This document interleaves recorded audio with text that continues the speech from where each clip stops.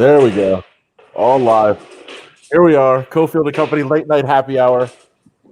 No Steve Cofield tonight, though. He is out. That means the inmates are officially running the asylum. There's no question about that. That is how we roll. Adam Hill, Mike Grimala, Case Kiefer, they are co-workers. I am not a co-worker, but I feel like an honorary member of their newsroom right now. Why not? Lots to get into tonight. There's a lot to break down on the show. But first of all, thank you guys for coming on and hanging out. Yeah. Great to be here. I'm happy to be back. Sorry, I got a little jumpy there. I think last time I was on, someone that wasn't our friend, Matty Rad, called me low energy. So I'm really tonight. My focus is going to be bring a little more energy, not put people to sleep. Well, I will try to stay awake. That's my goal. And that's exactly what we're about to get into right now. First of all, I'm surprised Matty Rad even watched. He's in Italy right now. I saw on Instagram. No, let me clarify. I said someone that was not Matty Rad. Oh, really? Rad usually calls me low energy. Okay. So I think it was only the second time ever in my life. So fair enough. So Mike, Case has been on here before. He's a late night guy. You are not. What time do you usually go to bed? I'm usually in bed, especially during the past few months, by 9:30. What on earth are you doing? What would I be doing beyond that? What are you guys doing from the hours? I guess this show. But if you weren't doing the show, what would you be doing in these late night hours? Catching up on TV, games, anything. You can watch them. Now there's sports on, but you could play. I've got a couple phone games I got addicted to, sadly enough, during quarantine. But you watch the news, you watch your TV. This is when I get home, basically. I'm keeping up with all that stuff during the day. That's constant. In this day and age, you're constantly getting the news. You're constantly following sports. You're constantly working. I don't need to set aside time for that at the end of my day. When my day is over, I'm in bed. I thought I had become a real responsible adult and turned a corner because I've gone to sleep at 10:30 2 or 3 times during quarantine. So hearing 9 every night, I think we're on a little bit of opposite schedules there. This is insane. Mike, what time do you wake up? I usually get up around 7, 7 in the morning, and I'll exercise or do something, and then I'll sit down and start work around 9, and then I'll go throughout the day, and then when I'm done, I have to wait till the sun goes down around 7:30 is when I take my dog for his walk. And that's 40, 45 minutes. And then we get home and that's it. Then I'm done. He drinks his water. I maybe have a little snack and then I'm in bed. There's a lot of your life we have to get into. First of all, to answer some of the people on the comments, for Brady, our late night happy hour producer. First of all, you're not doing your job today. I have no idea where Steve is. So good job, Brady, booking Steve as the host. I also don't know how to run this. So I'm learning as we go. And I don't know how to put the meetup banner up there. So I'm lucky that I have any banner up there at all. So we'll take it as we go. Yes, Brady, also to answer your question, we will, of course, talk about Mike's eating habits at some point. That's what everybody loves. And Case, don't forget, Case is also pretty bad. Yeah, but he's not interesting compared to you. He's interesting to most people in his eating habits, but not compared to you. That's the bottom line. But I think we got you outnumbered on this show. That's why I was happy when you said Case was also going to be here. That's true. I'm getting up really easily tonight. Everything's going against Mike. I'm just kicking back and laughing. Yeah, Mike is okay. Here, you know what? Here's the thing. You guys are going to throw me off very easily. I don't mean you, Mike, in case. I mean the commenters. Steve doesn't get distracted. He plows through. I will get distracted very often. So let me call this one up. Mike, do you cut your own hair? I do. I have been. Okay. Since the pandemic started. That's way too nice for you to be cutting it. You're not cutting yourself. Well, I have the simplest style, which is you just hold it up, and then I bought some clippers, and you just once a barber does it for the first time, then you just kind of have to follow it around the line, which I messed it up in the back, but you can't really see that on camera, so I'm okay. But yeah, I haven't touched the top, so it's getting kind of long. So I just shave up the sides occasionally. But yes, I am cutting my own hair. I'm learning so much about Grimala tonight. I swear before we went live, I was about to compliment your hair. I think it looks fantastic. I never in a million years would have guessed it was a self. You were the product of it. So congratulations. Thanks. I appreciate that. It's I mean, now is not the time to be modest, but I think I have pretty good hair. It's not like I don't really have to do much. It's just like I said, it's the simplest cut. Anyone could do it. Who's watching this? It's that sleep schedule. That's true. Can you answer this question? Like, it's not really a question, more just a derogatory comment toward you. Mike goes to bed before my grandma. What is that something? What's wrong with that? When I get tired and I go to bed. Why am I going to try and force myself to stay up? That's fair. I don't. Yeah, I think the Soren is going to be. Soren, you're going to leave very soon. I'm sure you're going to be very frustrated with my hosting abilities. It's going to be terrible because we're going to be very disjointed. But first, let me say, Case, can we talk about what is going on in your life, or do you not want to talk about that right now? That's fine. Anything you want to talk about. So if Case at some point just gets off the stream and leaves, it could be because you have to go to the hospital? Yeah, it could be because my wife is in labor. Could happen any second now, technically. I don't think it's going to, but it could. You do realize it has to be after August 17th, correct? Yeah, so we have a little bit of a prop betting pool going on, and the over-under, I set the total at August 17th. And as you can tell by Adam, as you can just tell from that comment, or if you've been around us at all, he is just hell-bent on the over. He has a max bet the over, so he's really thinking over August 17th. And maybe I shouldn't even be giving away this much information, but I think right now it's trending your way. There's really no signs that this thing's gonna happen in the next 48 hours. Of course, that can change very quickly, but we're trending towards the over right now. And you were people are obsessed with your hair, by the way. You were disputing my correlated parlay that I picked the over on the date of birth. So that means I also picked the over on the height and weight of the baby because I feel like it'll be cooking longer. I didn't dispute it. I said it was a good point. I think everyone probably should have gone with that, but I think my wife actually responded and disputed it a little bit just because someone went real crazy and went into sent this huge research study that someone did about how the biggest predictor of a baby's length and weight is actually what their parents were at their birth time, which makes no sense really to me, like even more so than when it comes. So there is a school of thought against you. There's two, I mean, sharps are on different sides of every game. There's sharps on different sides of this one too. What's the sharp bet on this prop?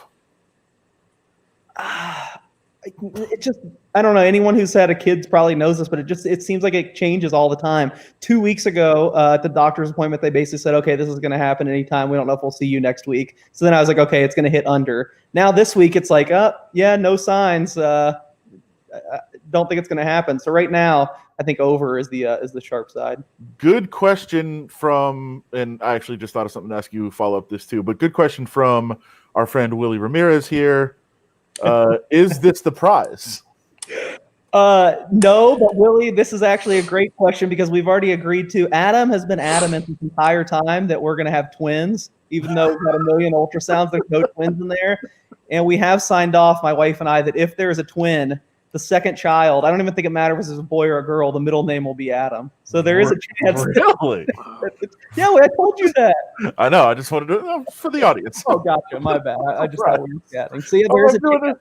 We're doing this for the listeners' case and the viewers. So yes, you were pointing out. God, what were you just saying? Because it just reminded me of something there, but that's okay. Right before we went to that comment, you had said something. It doesn't matter. Yeah, I don't know. It doesn't matter. It's fine. Talking about pregnancies, that's just what everyone wanted to tune in to hear about. I think they do. I think they're interested. Okay. In what's going on in people's lives. We talked about Mike's hair. That's what's going on in his life, his weird sleeping habits. Now we're talking about what is happening for you. I did try to get some people to play along and say that once you enter the Raiders facility, you can't leave. So even if your wife went into labor, you'd have to stay. But nobody would play along with that bit. No, they wouldn't. And they just called you rude or mean or something, which yeah. I think that was probably granted, but I didn't fall for it either, for the record. So yeah, I know that's the case. So Case is on alert. If you see him leave, that's why. I just wanted to get that out of the way. Mike, did you have something there? Yeah, have you and your wife discussed what you're going to feed this kid once he starts eating, once he's like off the bottle and he's eating real food? That's still 6 months away. We're still a ways away from that, but I don't think we'll do nothing too crazy. I think it'll be probably the standard baby fare. What's the standard baby? Like, you mean baby food, like the plums or whatever comes in the little jars? Yeah, I get. Hey, I'm learning as I go. I know as much as you guys do right now. I don't know if that's a good. You haven't like read a book or anything? I've got a little bit of knowledge, but I think it's probably I'm kind of going with the flow on this one. This is a fair question. First of all, my brother's on here. He said Mike Grimala looks like Josh Allen, it's fair. It's not that far off. Is Mike the dude that doesn't eat syrup on his pancakes? Well, he did once. I was there for that. You said, I think your quote was, "I get the appeal, but it's just not for me." It's too sweet for breakfast. By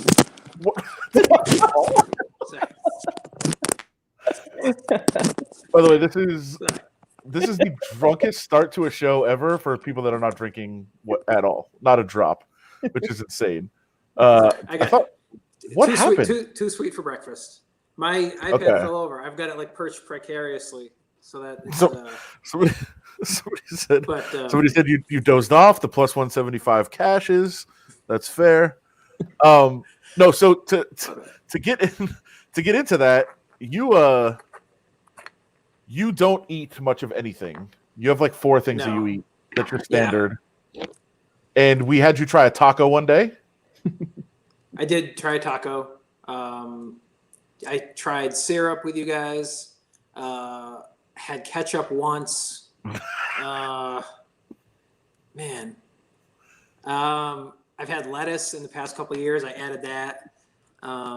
Wait, because you and I started these conversations like 4 or 5 years ago when you and I first started talking, but since then I've gotten better. Like, you saw me eat lettuce at that Golden Knights game. That's not better in Denver. That's not better. Like, that's something you're just supposed to do as a human being. I know, but I'm just saying, like, I had expanded. What did I have? I know there's more that I've tried, but I just can't remember it. Okay. I can't on the spot, but yeah, I'm a pretty picky eater.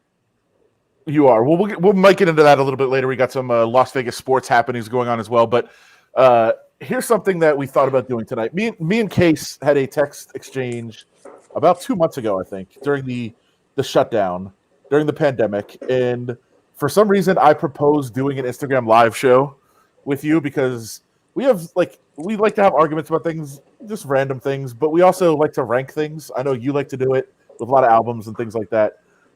We wanted to have an Instagram live show where we rank things. We just dropped it. I dropped it. I stopped mentioning it.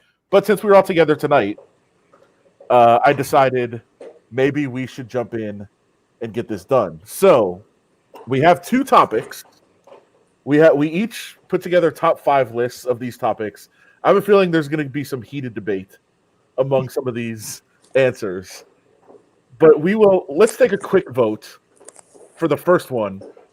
We have our top 5 comedy movies of all time, which I think will get real ugly. And I don't think there might not be a crossover at all. And then the one that I think could get real disastrous, top 5 states. I think top 5 states could be real bitter between us. But which one should we go with first? Do I get a vote? Well, I wanted to see if some of the regular commenters wanted to vote on that. Top 5 states or top 5 comedy movies of all time as we kick off our rankings series, which may be an Instagram live show at some point. We have a vote for movies. States. Okay, states. How do I see is there a way that I can see the comments while I'm watching the stream, or is that? Are you on your phone or computer? Are you on your phone or computer? I'm on an iPad, which is like a large electronic tablet. There should be a little. Is there a thing that says private chat and then comments?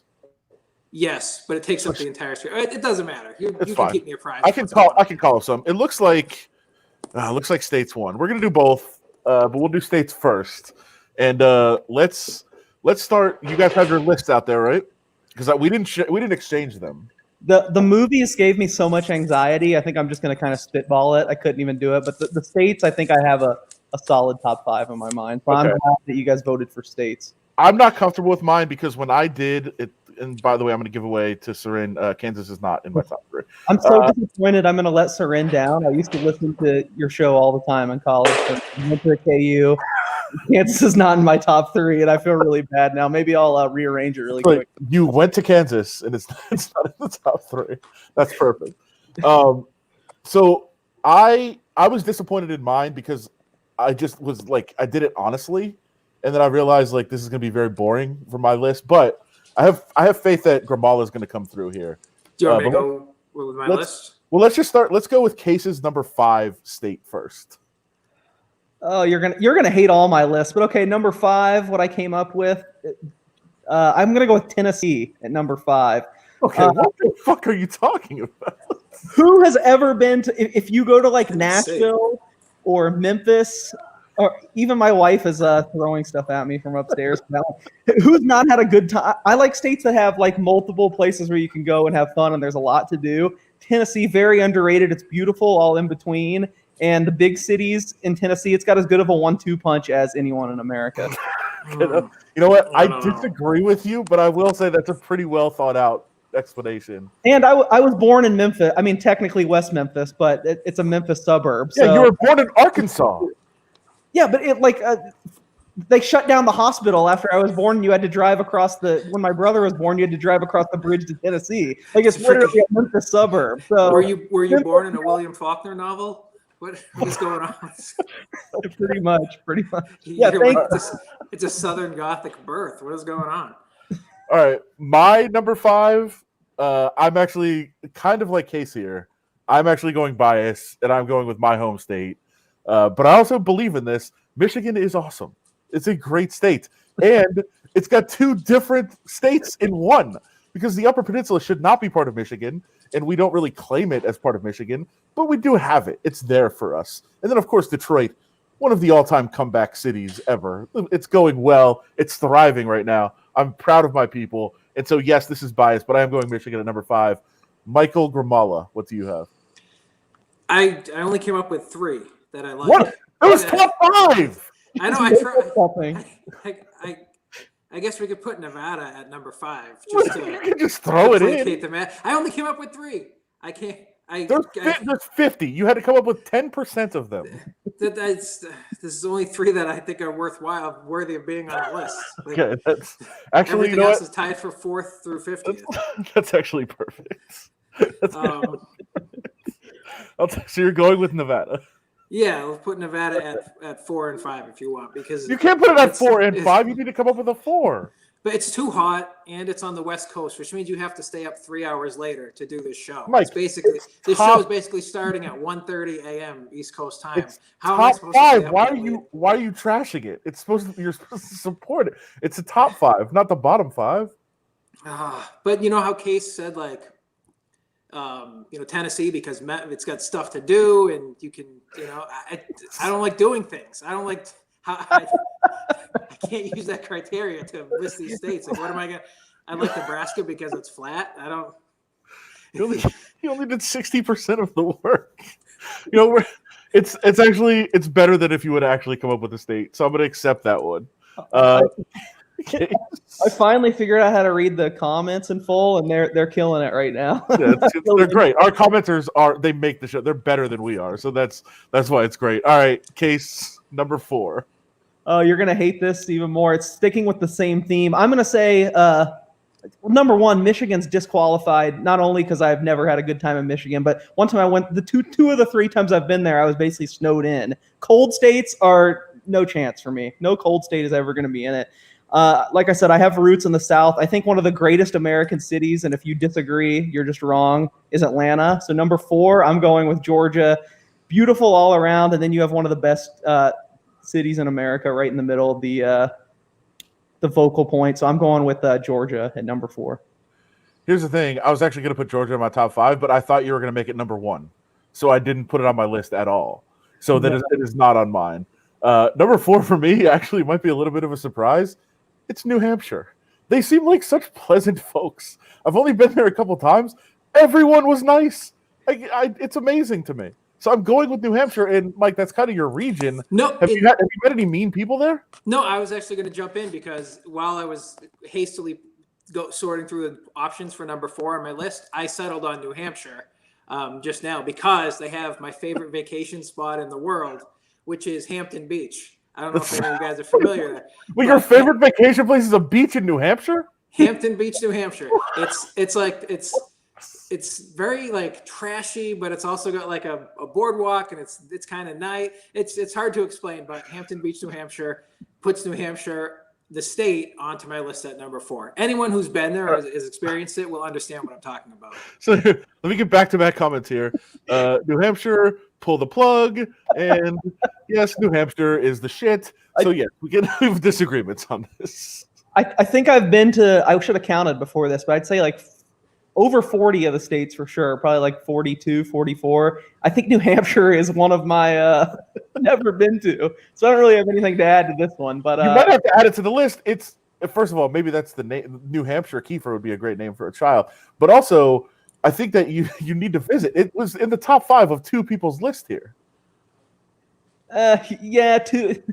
Sure. Someone else, they also had Michigan, and one person didn't complete the assignment. So I completed it. I'm right at the buzzer. He added Nevada. Okay.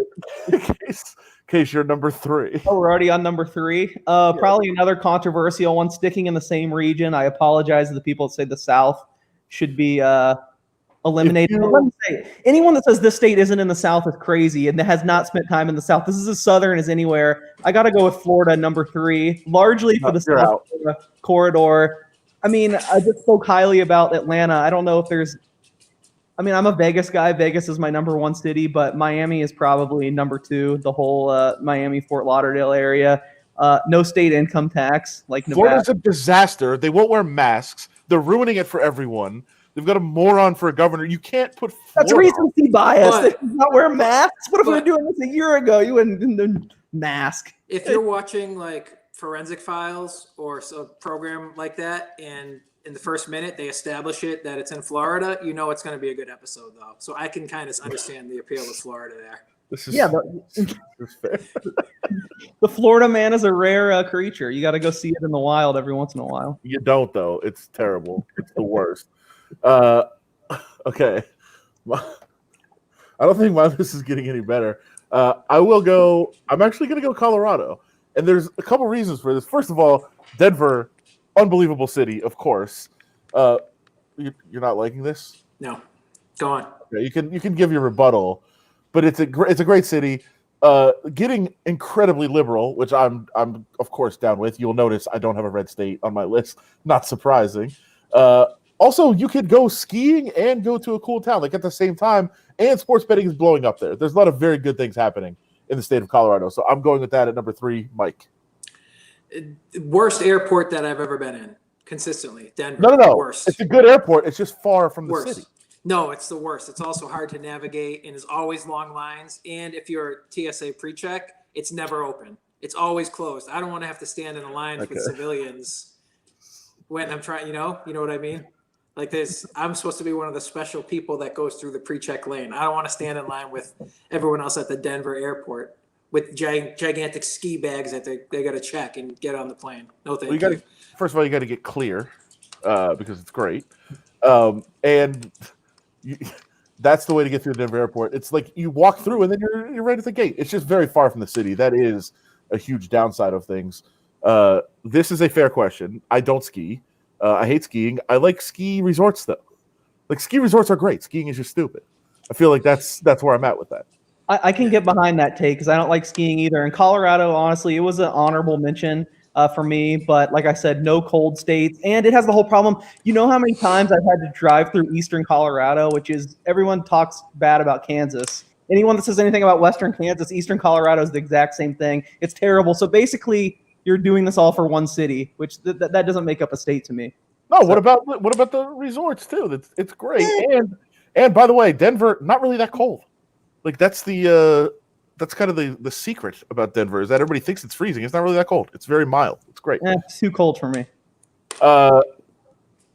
Okay, what is you? Are we in the top 2 now? Good. Yeah. No, my number 3. Oh yeah, you're number 3. Yeah, I figured you just had 2 of them. The state of New York. Although I'm from Boston, I got to give it to New York. I mean, that's where everything is. Like New York is where it's going on. That's a pretty obvious choice at number 3. They got the sports, they got the food, they got the culture, they got the entertainment. If you go to New York, you're probably gonna have a good time. People are very interested in how your list is going to turn out. I will give it away right now. The top of my list it's just so basic and awful. But go ahead with your number 2 case. Yeah, mine's pretty basic and awful the rest of the way. You guys will be happy to know we're out of the SEC from now on. Number 2, I feel bad it's not number 1, but I'm going with home sweet Nevada, number 2. I love Las Vegas. No place I'd rather be. It does kind of run up against a wall after that because I don't necessarily know that Nevada has a whole lot else going for it other than this beautiful town, but I think that's enough to get it to number 2. And I've lived here longer than anywhere else now at this point. So Nevada, number 2.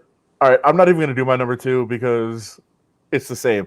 And Nevada would be number 1 if not for Reno.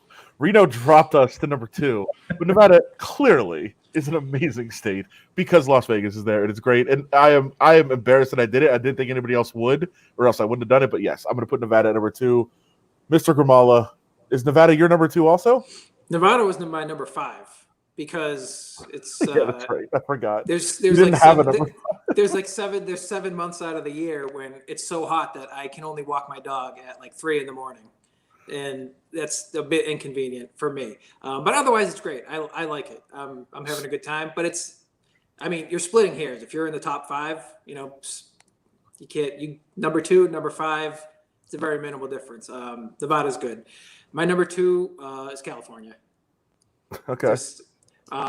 Southern California. You can't beat Southern California. Like if you get the beaches, you get the whole culture. The weather is always perfect. If you're going to like San Diego, LA, Huntington Beach, Newport Beach, anywhere, how can you beat that? Are you just naming whatever towns come to your mind? No, I'm just naming the places that I've been. Like it's amazing. California's good. Also, if you want to go up to Northern California, my favorite airport, San Jose. So easy, breeze in and out. Mineta Airport, I believe it's called, which is fantastic. That's beautiful. We're gonna get into our number 1s. I'm gonna just go first, just because, Mike, California is the best state, and you had it 2. I had it 1. I know people trash it. They shouldn't. It's amazing, and it's like every different kind of place you could want to go. As you said, it's first of all the weather is incredible, both in Southern California and Northern California all year long. You can do anything you want to do there. People complain about the taxes, but guess what? We don't have to live there. We can live here and still travel there and not have to pay the taxes. That's the best part. So I'm getting mine out of the way with California at number 1. Case, what is your number 1?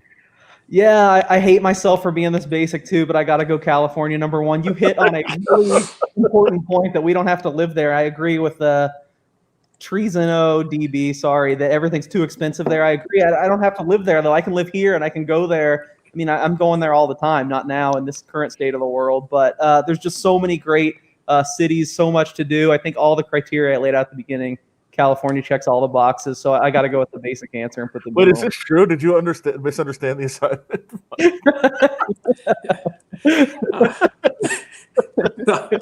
No. Are you ranking states by population? No, I put a lot of thought into the top of the list, and but once I got my number 1, then number 2 California, number 3 New York, and then I was kind of like, what's after that?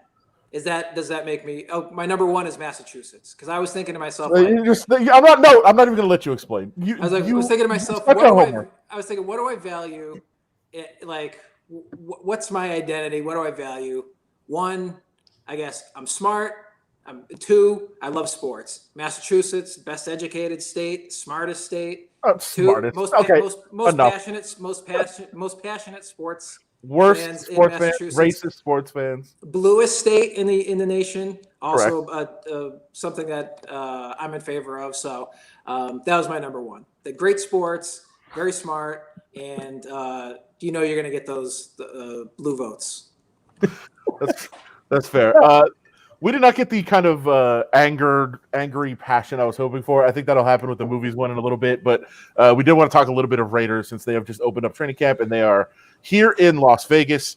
I know we will be out there quite a bit. I already saw Case out there. Mike, I've not seen you because you don't know how to follow instructions. I feel like that's the issue.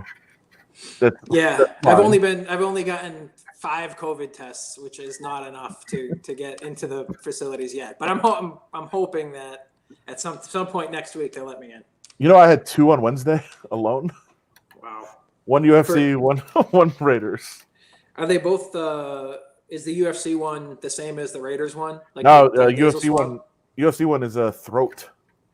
Oh, is that better or worse? It's worse. Worse. I much prefer the Raiders one, for sure. So I want to get both your take because you'll both be out there covering the Raiders a little bit. What is your?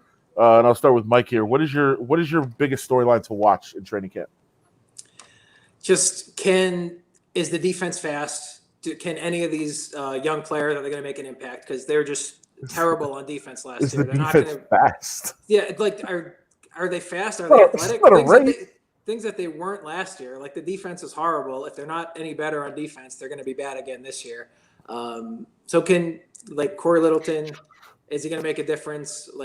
Is this defense going to be playable? Are they going to be competitive on the defensive side? Because that's pretty much where the season is going to begin and end. Well, and I think the question there is they're going to have to get pressure somehow, whether that's with Malik Collins coming in and Rod Marinelli transforming the defensive line. They need to get pressure because they have a lot of athleticism. We saw today some 7-on-7 and 11-on-11. You can see the athleticism and defensively they have completely transformed things, but they're all young. And, they got a couple of veterans mixed in there. Demarius Randall, I think, could be big. And Prince Amukamara, if he wins that job, is helpful to have some veterans back there. But, it's so many young players that you're going to have to get to the quarterback because if a quarterback can sit back and, wait for those guys to get open, they will. So a lot of pressure is going to be up on the defensive line to get there. Let me ask you, what do you think of John Gruden and Gunther and everyone hyping up Malik Collins to this point? I know his advanced stats were good last year. We're pretty great for an interior lineman in terms of pressures and hurries. You think they're hyping him up too much? Because it seems like Gruden especially, even questions or topics that don't involve Malik Collins, he's finding a way to crowbar him in there. Pretty much every media session, he finds a way to say Malik Collins is the key and he knows how to play this 3 technique and he's got experience and he's going to be great. Are they pushing him too hard? Can he possibly be that good of a player?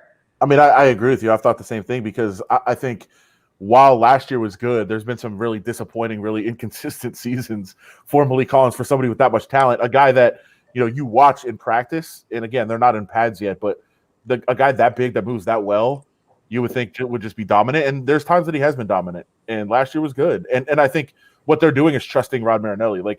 They believe Rod Marinelli is basically Jesus as a defensive line coach, and they think he's going to transform everybody. And they let him bring in everyone he possibly could that he's worked with in Dallas. Just come on in. We're going to bring you all in and see how it works out. But I think they're trusting a lot in him. And you have to hope that Malik Collins works out because they've had just a rotating door of awfulness, especially on the interior of the defensive line, to the point where Cleveland Ferrell last year, they were like, you got to play defensive tackle. We got nothing. We have nothing there.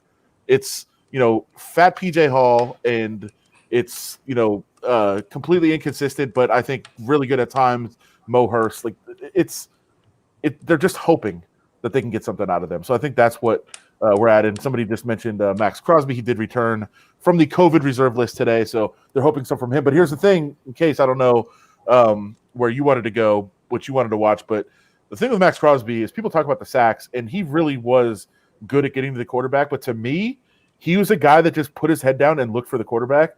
And there was some times on run plays he was atrocious, just atrocious. And I think that is going to have to be fixed because he can't just put his head down and run upfield and hope to get to the quarterback. That's not how you play defense. That's not what he's supposed to do.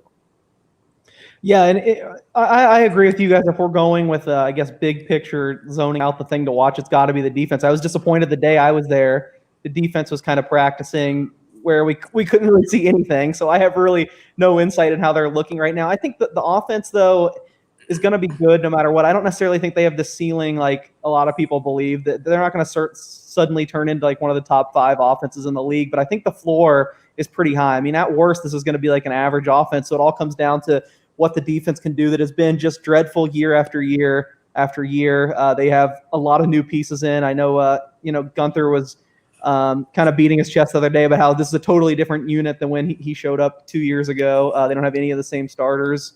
But if we want to get more specific on that defense, I'll throw it out. I think one of our commenters brought that up too. Speaking of things they're trying to crowbar into every media session, how can our number one thing we're not watching not be Javen White actually having a chance to make this team and winning a linebacker job from the voted second best state in the union?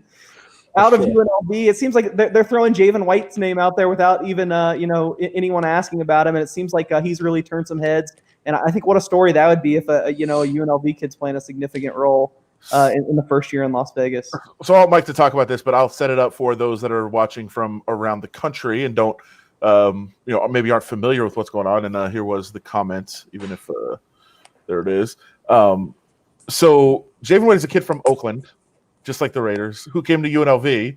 So they came, like the Raiders followed him to Vegas. I know they didn't really, but that is what we're looking at as a storyline. And Javen White was an undrafted rookie free agent. He didn't get picked. There's some measurables, and that is the reason why. But the guy can play. And Mike, I'll let you talk about him because you covered UNLV football. But I remember just sitting in the press box many, many games, and me and you would sit next to each other in the UNLV press box, and it would just be like, "Yeah, who made that tackle?" And let me guess, Javen White. He made every single play for that team. He's by far, like, you don't even have to know football or understand the game to just watch, and you could tell that UNL defense just had 10 terrible players on defense and one excellent player on defense, and the one was Javen White. And he's rushing the passer. He's playing the flats in the passing game and tackling running backs in space. He's running down the field with tight ends and wide receivers. He's intercepting passes 40 yards downfield. He basically did everything. UNLV, their whole game plan was, how do we get Javen White involved in as many plays as possible? If we can get him involved in 30 of the 70 plays on defense, where he's making a play on the ball and he's in the thick of things, then we have a chance to win. And other teams were just game planning. How do we throw the ball? How do we get the ball on the other side of the field of Javen White? Because then we're going to go for 10 yards of play. And that's basically what it boiled down to, where they're playing one man on defense for UNLV. And he's the kind of kid who, like, you root for. He's just great personality. It's the loudest, most vocal player. He's always the last guy after practice running sprints on the empty practice field. He's that type of guy. He struck me as a guy who, if he got into a camp, I didn't know if he would get drafted, but I thought if he got an invite to a camp, he is the type of guy who would impress coaches just with the work ethic and, his attitude, and he might be able to scratch out a spot on like a practice squad, or if everything goes perfectly, maybe win a spot as like the 53rd man on a roster, playing special teams, maybe be a developmental guy. So it's not surprising that the coaches have kind of taken to him right away because he's got that kind of personality. Mike, I'll let you answer this question as somebody who covered UNLV football. Well, how much of what is because of the coaching of Sanchez? How good Javen White is. Javen White kind of transcended the coaching. If you're running, keeping up with a receiver on a post pattern 40 yards down the field and out jumping them for an interception, like, how much of that is the coaching? I'm not really going to give the coach a lot of credit for that, but Javen White, I think whatever coach he had at UNLV, he was probably going to be a really good player. To me, like, he's an example of, and I compare him, and listen, I'm not comparing him to him as a player necessarily, because we saw he was a high first round pick, but to me, he reminds me a bit of Isaiah Simmons in that, like, the problem with Simmons, like, Simmons to me might have been the best player in the draft, but people were like, oh, what position does he play? I don't really know. He doesn't really fit in. He's not a linebacker. He's not a safety. Yeah, but you put him on a field and he just makes plays. He'll find the ball. He'll make tackles. He's always around, to make the right plays and to do damage as a defensive player. Like, to me, that's what Javen White is. Like, it wouldn't matter. You could line him up at corner. You could line him at safety. You could line him at linebacker. He was just going to find the ball and make a play. To me, Javen White, one thing he always struggled to do at UNLV, not struggled, but was always sort of a constant storyline with him, was how do we put weight on him and keep him heavy? Like, he was always struggling to keep weight on and get bigger. But to me, he's Cato June. If you remember, outside linebacker for the Colts, probably like 10 years ago, who was basically just a pass coverage specialist at linebacker. And he was light. He was like 220. He's playing linebacker, but he's basically in there for the passing game. I think that's what Jabin White could be. Like if you develop a role for him where he's playing on the weak side or he's a linebacker where he can just run down the seam with tight ends, or he can pick up a back out of the backfield, or he can play a zone across the middle. That's where he's going to be. You don't want him like taking on guards head on in the running game or anything like that. He's never going to be that guy. He's not going to put on 30 pounds of muscle and be like a hammer in the box, but he can run. Like he can run and he can move in space. So I think those kind of guys, especially in the league nowadays, he can find a way to maybe get on the field someday. Yeah, and we'll see what he does. And I saw some comments about what is going on in practice. No pads yet, so there's not a whole lot really happening. It's more just like I said, they did 7 and 7 and 11 on 11 today, but that was just kind of in shorts and going through the motions and running through their schemes. And I will say, like as good as the secondary looked, as fast and as athletic as they looked, they were having some trouble, certainly at times. And here's another one to keep an eye on. Not to sound alarm bells, but I'll do it for this audience. Henry Ruggs is dropping a lot of passes, a lot, like way more than you would expect him to drop. What about the day I was there? It seems like, I mean, Ruggs, of course, is going to get a lot of publicity and hype being a first-round pick, but Brian Edwards looks like such a just man-child. I mean, he looks like he's towering over everyone. So I feel like those two are getting the most talk about. But of the rookies, the guy that I loved watching was Lynn Bowden, who's just Bowden. I don't even know how to say his name, but he was really intense at practice. He made some really good catches on like you said, Ruggs. I did see one Ruggs drop. I don't know. That was the rookie that really stood out the most to me. Not necessary. And they have, It's a pandemic. We've talked about it. It's out there, but they are working Lynn Bowden in with the quarterback room a little bit. He was a wide receiver at Kentucky. He got moved to quarterback his senior year, led them to a bowl victory, and they're getting them some work there. So I'm sure they're going to have some packages for him to play quarterback and try to do some things around the goal line, because they are stressing how bad they were at the goal line last year. There's no question about that. Like, that is something they're really working on. And by the way, Alec Ingold in pass routes way more than he was in training camp last year. So they're clearly trying to evolve that a little bit, because whenever they gave it to Alec Ingold, it'd be successful. It's 3rd and 1, 4th and 1 almost every time. Is it Kentucky being your 6th favorite state? Yeah, it is not my 6th favorite state, but I like that. Good comment. No, it's not the key. It's not the key to the season. It's just it's going to be used. And like, if you look like what they're trying to bring in, like Gruden every day is just, we're bad inside the 1, we're bad inside the 2, we're bad inside the 5, we're terrible in the red zone. They're trying to do everything they can. I think they'll probably try to use Witten in the red zone some, because they think his experience will help him. Witten is also trying to help Darren Waller try to beat double teams, get open, because that's the guy they really want to get the ball to. I think they're going to try a lot of things. They'll probably try, because they even mentioned this the other day, they'll probably try just to get Henry Ruggs the ball, either on like sweeps, reverses, like one of those fly sweeps at the line, where you just kind of get him in motion and hand it to him and try to get in at the 1. They're going to do everything they can, because they could not figure out a way to get the ball in from the 1 and 2 yard line last year. Short yardage, they were atrocious. So we'll try to see what they do there. Wildcat, not the name. Case? No, not the name. I don't know. I say one good thing about Lynn Bowden, but hey, if I have to hitch myself to some, rookie wagon, I guess it's him. I still have a lot of questions about a lot of the other guys. Like I said, I didn't get to see a lot of the defense, but man, Damon Arnett still kind of seemed like a reach in the first round. I don't know. Bowden's the one guy I feel like really could turn into something. So we'll see.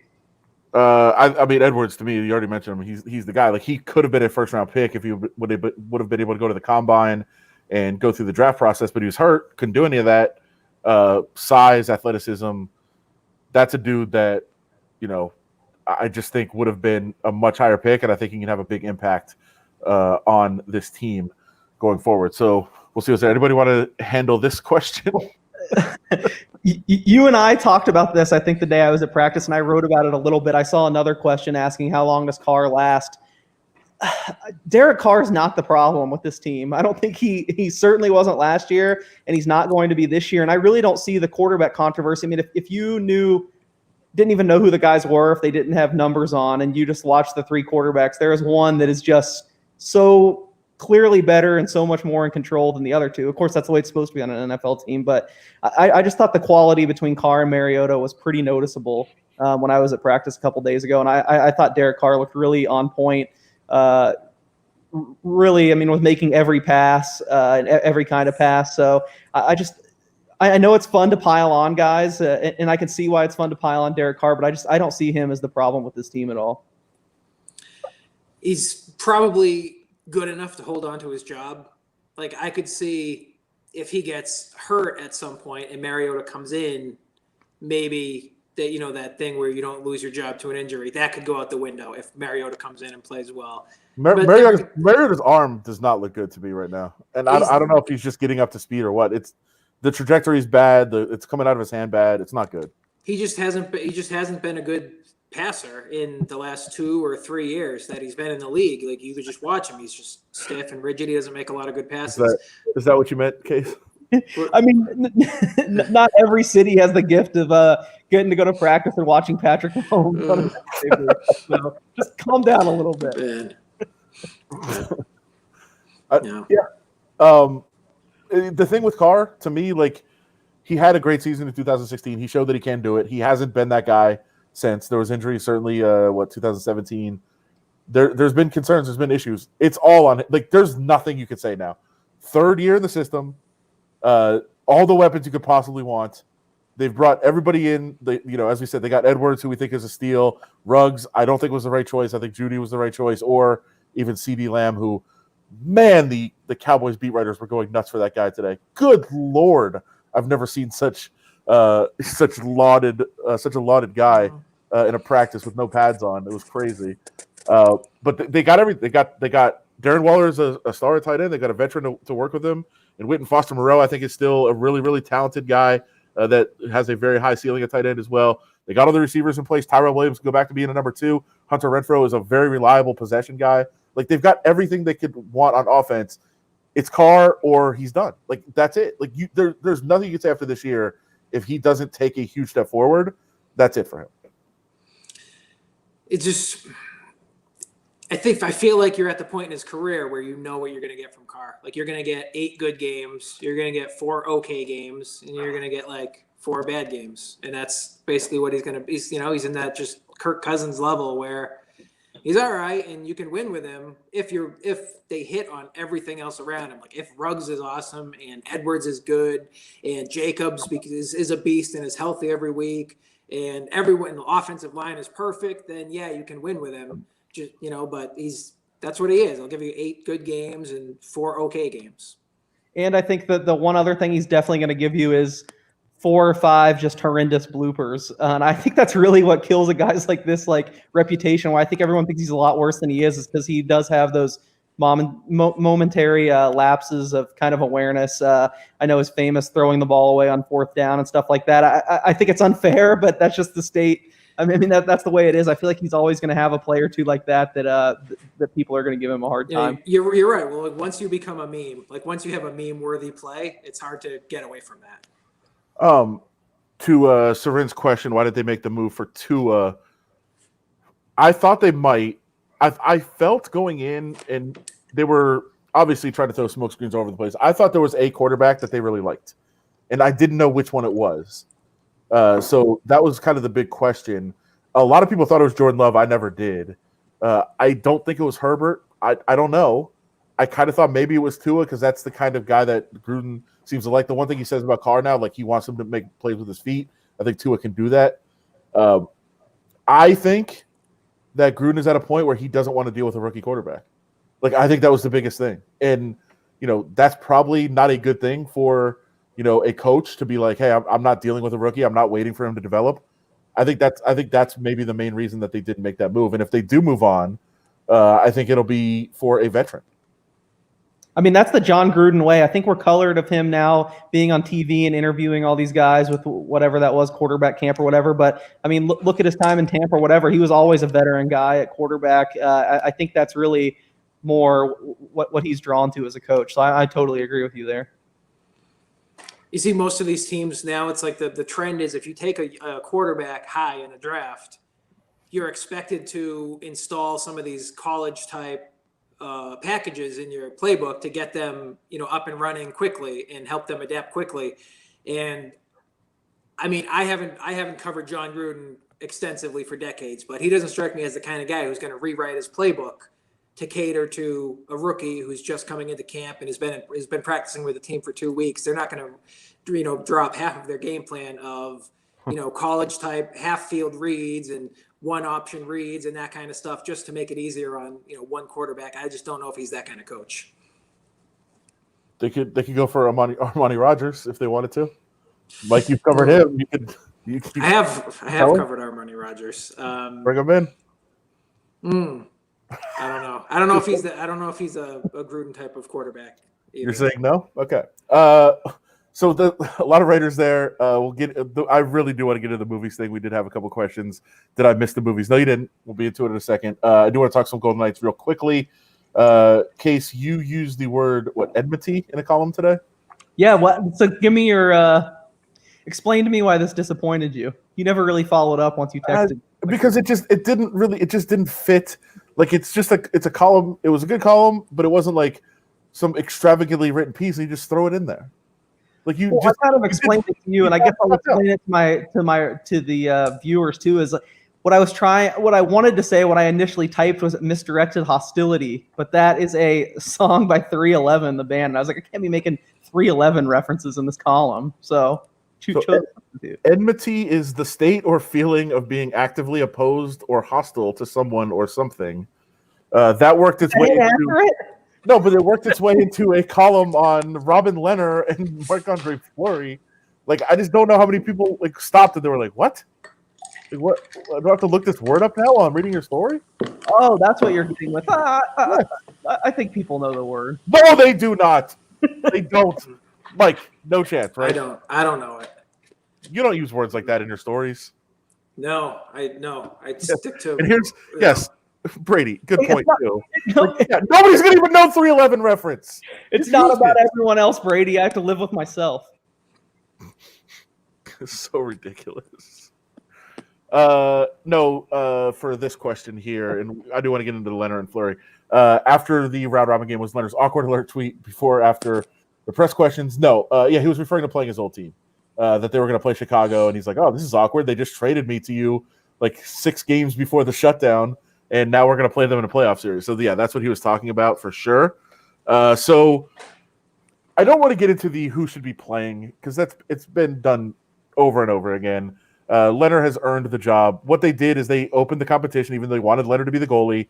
Leonard won the competition. He's the starting goalie. That's where we're at.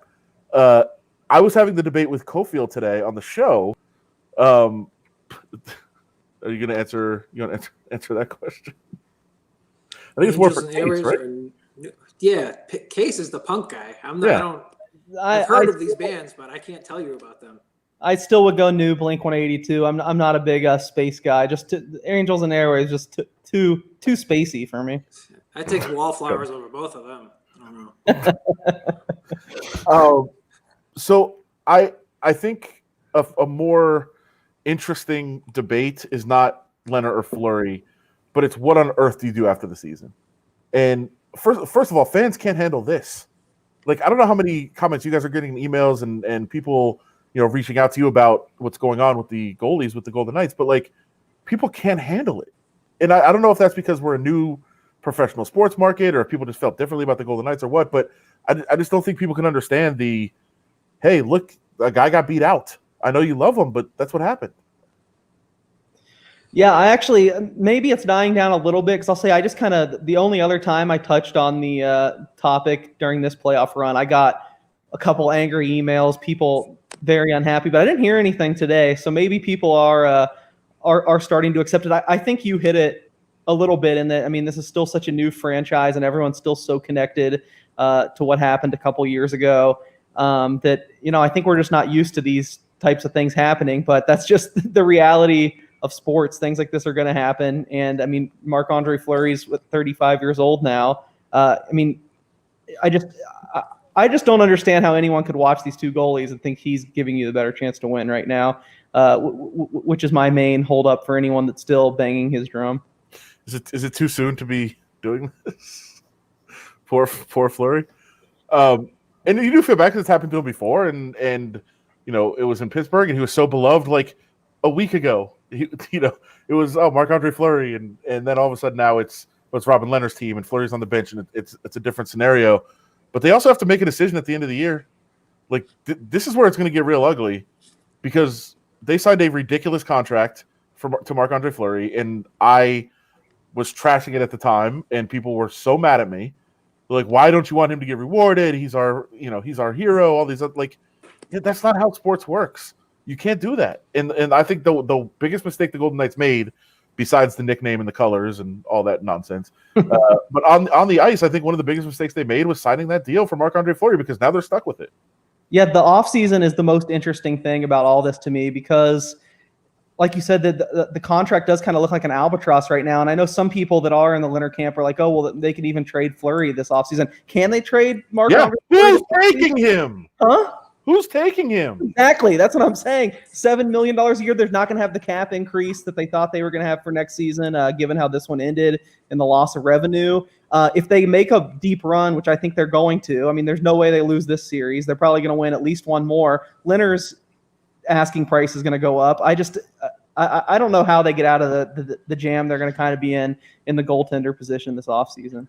And do you have to, like, Mike, I'm sure you're following it some, even though you're not really around the Golden Knights much, but like, do you have to consider the offseason? Like, to me, you don't, because I have heard the school of thought of, hey, you can't completely shut Fleury out and crush him when Leonard's a free agent and you might not be able to retain him, and then you're stuck with Fleury as your starter. Like, how will that work? Like, I think they're professionals, and I don't think that should weigh into your decision of who's starting a playoff series. It absolutely should not weigh on it. Like, as an organization, like, the fans will get over anything. Like, they love Marc-Andre Fleury now, but if you trade him away for nothing, and then you just keep winning the next year and the year after, that no one's going to care. Like, they'll always like him, but the fans want to win. They just want to cheer for a winning team. It's a controversy now, but if Leonard is the guy going forward and you're in the playoffs every year and you're trying to win the Western Conference and win the Stanley Cup, that's all the fans really care about in the end. Yes. If they do get Dave Pryor and Chargalant, then I'm sure they will try to get Fleury. The problem is they'd have to trade him to somebody to get rid of him in the expansion draft, because and that's a year away anyway. So it's going to be a mess. They're going to have to try to figure it out. And yeah, can explain. Well, it is problematic. I know we're getting. Oh no, it's not that one. I'm a bad producer here. I know we're getting rid of. Jesus Christ. We are getting rid of this problematic hat, but I'm still okay with it. So still rock the Rebels. Trying to go through some of the comments there. Yes. This is a good point too.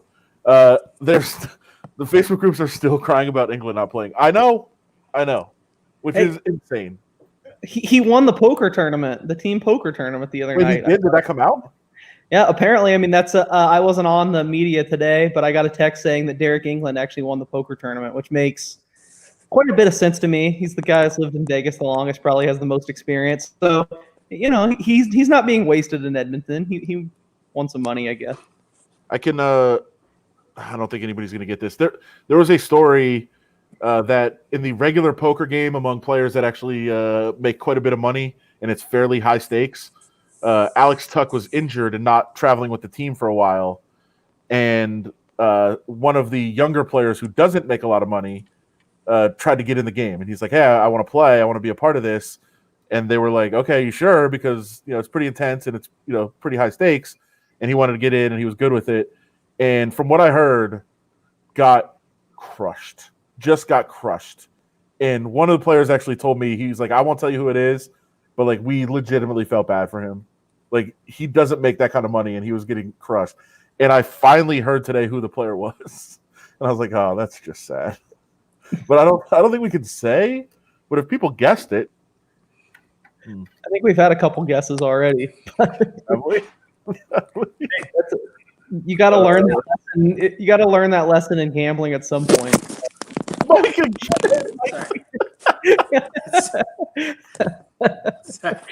That is great.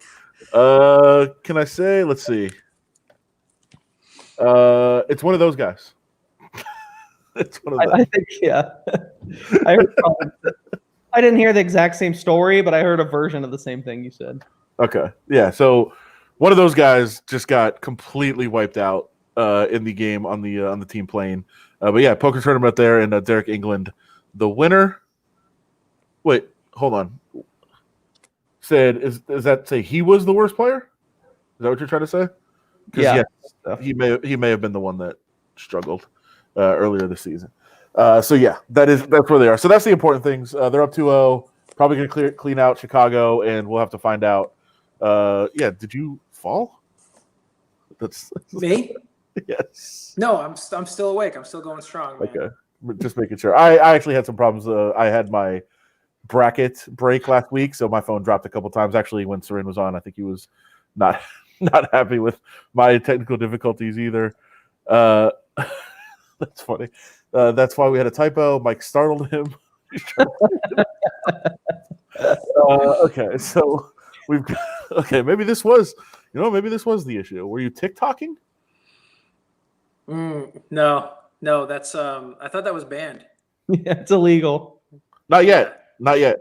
Okay. I walked the straight and It's, narrow. I there. don't need that. I don't need that trouble. And here's a prop bet. Any takers on this one? Ooh, that's a good number. I think I'd say under though. I think I'd say under. I think 2. I think he probably gets 2 on back-to-backs. Yeah, that's the only time he's going to start, I think. Unless Yeah. Leonard just gets hurt. I mean, obviously that would be the caveat there. But for those that are saying like, oh no, they're rotating, they've got 2 starting goalies, they don't. They don't have 2 starting. They have 1. Leonard's a starting goalie. He just is. And I'm sorry that it hurts people's feelings, and they don't like to say that, but that's just what it's at. Yeah. The story with Pacioretty, I think he just came back too soon. Like he wanted to come back, and it's been a while since he had a competitive game.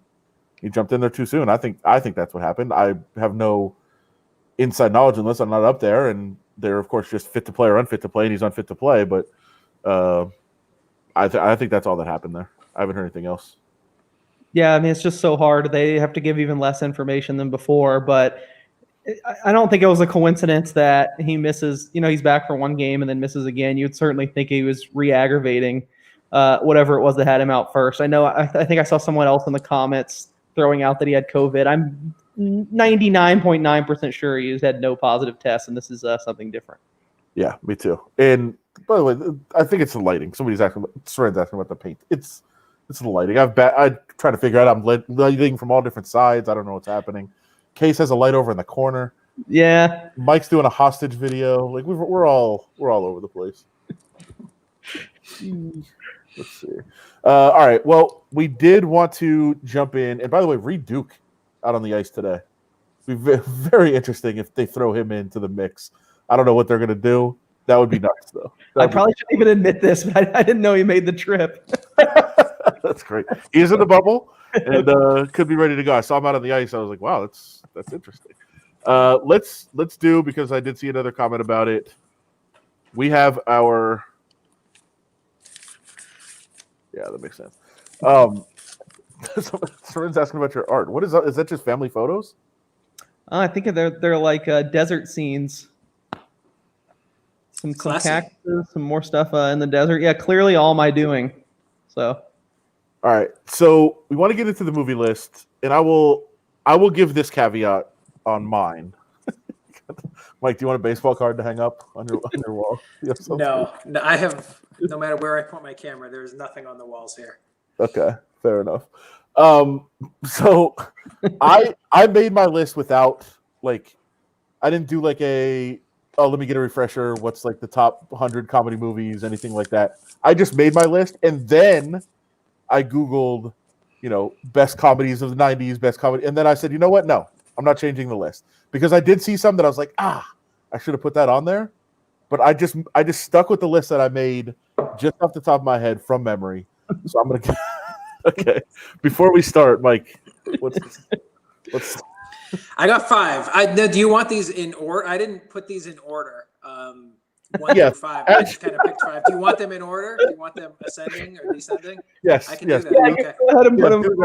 We'll have Case go first with his number 5, so that you have time to put yours in order. And yes, if anybody has Ace Ventura, you're just out. You're not. I like Ace Ventura, but it did not make the list. Okay.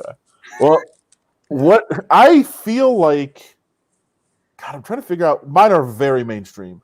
I'm trying to figure out which one of you guys has the more obscure list. Oh, you will hate my list. I don't know if it's obscure. My process, I guess, was somewhat like yours in that I really did. That's a good point. Why did you mess up every single? I got it. Look at this. This is prep work right here. But first of all, I got 5 and I put them in order. That's the assignment's done. Okay, fair enough. Okay, Case. Yeah, I didn't look up any lists or anything either. I literally just had about 10 or 12 come to my mind, and I got kind of overwhelmed and stressed out about it. And I was like, whatever, I'm just picking 5. Have it in my mind. Didn't look up any, so I might be forgetting some. But all right, before we start, is this true? True. Well, true. Yeah, kind of. Yeah. Oh no, I don't even want to know Mike's list. All right, what is your number 5? Case. My 4 and 5 is so I could stretch back a little bit of time and make it, not seem like I was all just in the last 20 years. My number 5 is Blues Brothers, which I watched about 1 million times when I was younger. No. Yeah. This is not acceptable. That movie stinks. Oh, I love it. What was funny about it? Everything. Okay. Is there? Oh my God. I remember liking it when I was a kid, like when my dad showed it to me. But I feel like with any kind of comedy, it's anything that's before your time. It just feels really slow. Like if you watch Animal House now, it's like you can understand why it was like groundbreaking and so successful, but it just seems really slow and kind of like dry. And I kind of feel that way about the Blues Brothers, although it does make me laugh in certain parts. Some people know your history. Oh no, I get the wrong one. There you go. Sister Act is definitely going to be there. Yeah. So Blues Brothers at number 5 for you. Yeah, I knew you wouldn't like my list. I thought my 5 and 4 might be the only two you're accepting of. I don't know. I love whole touring culture, getting the band back together, and I know it's got some funny riffs on that. So Blues Brothers number 5. Are you wearing a wristband, by the way? Me? Yeah. No, I have a watch. Oh, okay. It looked okay. The light was weird. I will go with my number 5. As I said, wow, is my list mainstream. But I'm going old school at number 5. What a cast! What a cast of characters in there. Now they're all playing themselves. Every single one of them, if you watch it, they all just play themselves. They're not acting, but they're all good. And I feel like the movie is fantastic. It is my number 5. Michael Grimala. My number 5. When I did I just did it off the top of my head. I didn't look it up. I had 2 that came to mind right away as number 1 and number 2, and then it was about filling in the rest. And I came up with about a dozen possibilities for those 3 spots, and then I narrowed it down. At number 5, I got Club Dread, which is Is that like Broken Lizard or whatever? Yes, it's the guys who made Super Troopers, and then their follow-up movie was Club Dread, which I enjoyed more than Super Troopers, which I also liked. But yeah, that's my number 5. I thought that was very good. I like that movie. Is it like a parody movie? It's like a sort of a comedy take on like a slasher movie. And maybe I'm a horror. So why did you just put why don't you put Scream on there? Because Scream is not funny. Isn't it the same thing? No, Scream is completely different. Scream is a horror comedy, and like a meta horror comedy, whereas Club Dread is just like a straight up comedy that's sort of satirizing some slasher tropes. And I thought it was funny, and I love that movie, so that's my number 5. Okay, Case, did you not like number 5? You're laughing at him. I've never seen it. No, I'm just laughing at all the comments, and you're gonna hate the rest of my list so much. Okay, well, it's not up to me. It's up to everyone. All right. You know what? Yes, they can be funny. Anything can be funny. Really, you can make jokes about anything. And yes, that was certainly a focal point of the movie for sure. That's what happens. Case number 4. 4 is another throwback. Going back, I couldn't pick which movie of the series to go with, but I figured you can never strike out with the first one, so I'm going with Vacation at number 4. Even though I think Vegas and Christmas, you could make a big argument. Also, mean even European Vacation is good, not the recent remake, but I think Vacation deserves a spot in here. I was going to ask you, are you talking about the remake? No. Which would not be on this list? They swam in the sewage. I like that part. I will tell you, great pick. That's a great pick. No question. Okay. I mean, the whole series is good. Chevy Chase is a fucking douchebag, but good in the movies for sure. Although the fact that they changed kids was weird. Like, what the hell was that about? Yeah, that was a little strange. And this will be my last movie you approve of. So at least no. 5. Have we heard of any of the other 3? Oh, I'm sure you've heard of all of them. I'm just guessing you don't like. I mean, you might like one of them. You definitely probably dislike 2 of them. There's one movie that if anybody mentions it, I'm just cutting off the stream and we're leaving. Angered, it nearly made my list. Jesus Christ. I hope you're lying. I also picked the first in a series of movies case for my number 4. So we were kind of linear thinking here.